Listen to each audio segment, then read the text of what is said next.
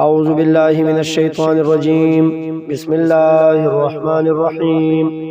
يا أيها الذين آمنوا ایمان دارو لا تأكلوا الربا مخری سود اضعافا دوچن مضاعفتا پدوچن دی سرا واتقوا الله او يرکوی د الله نا لعلكم تفلحون دی د پاره چې تاسو کامیاب شئ واتقوا النار ځان بچ کړئ د اورنا التي اور اعدت للكافرين چې تیار کړی شوی دی د پاره د کافرو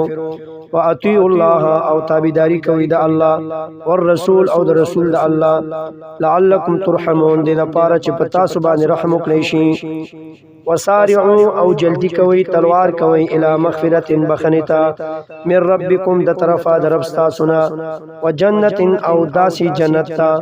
ارزها چې پلنواله داغي السماوات والارض واسمانونو او زمکه دا او عدت تیار کړی شوی دی للمتقین د پاره د پرهیزګارانو للمتقین د پاره داغي کسانو چې ځان ساتي د شرک نه الذين د پاره د هغه کسانو ينفقون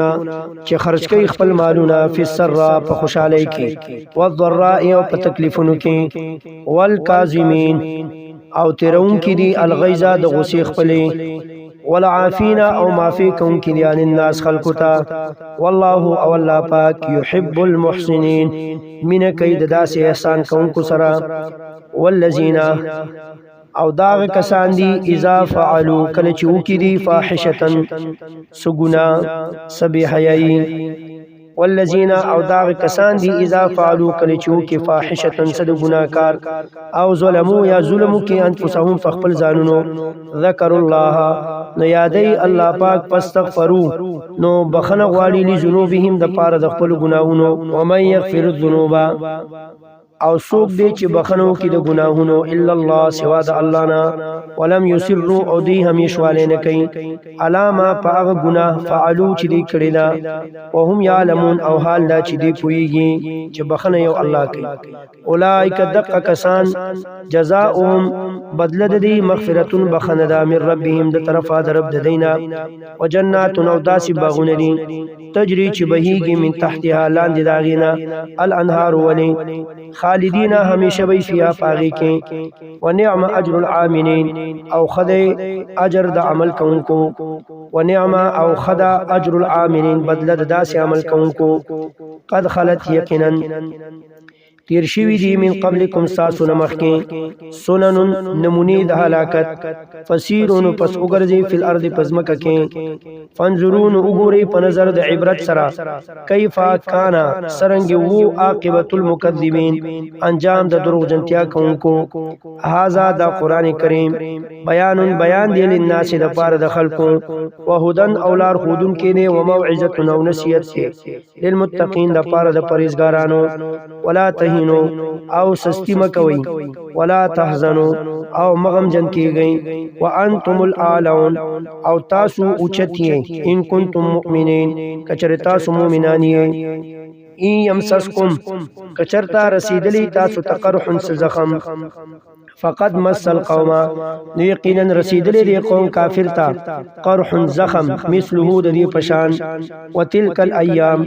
او دا ورځي نو داولها الورار مونږ دا ورځي وتلك الايام او دا ورځي نو داولها الورالو مونږ دا ورځي بین الناس پمې د خلقو کې وليعلم الله او دې د پاره چې ښکار کې الله پاک الذين اغه کسان امنو چې ایمان راوړي ويتخذ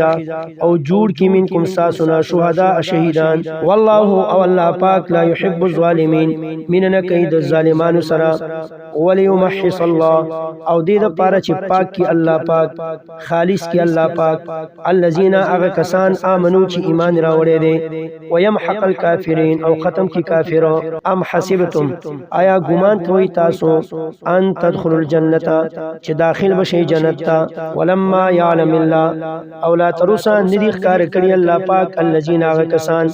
جاهدوا چې جهاد کړی منکم ساسنا ويعلم الصابرين او ندیخ کار کړی صبر کوونکی ولقد كنتم او یقینا وی تاسو تمنون الموت چارمان کول تاسو د شهادت من قبل ان مخکی د دینا تلقوه چې مخامخ شوي تاسو د دې شهادت سره یا ان تلقوه چې مخامخ شوي تاسو د دشمن سره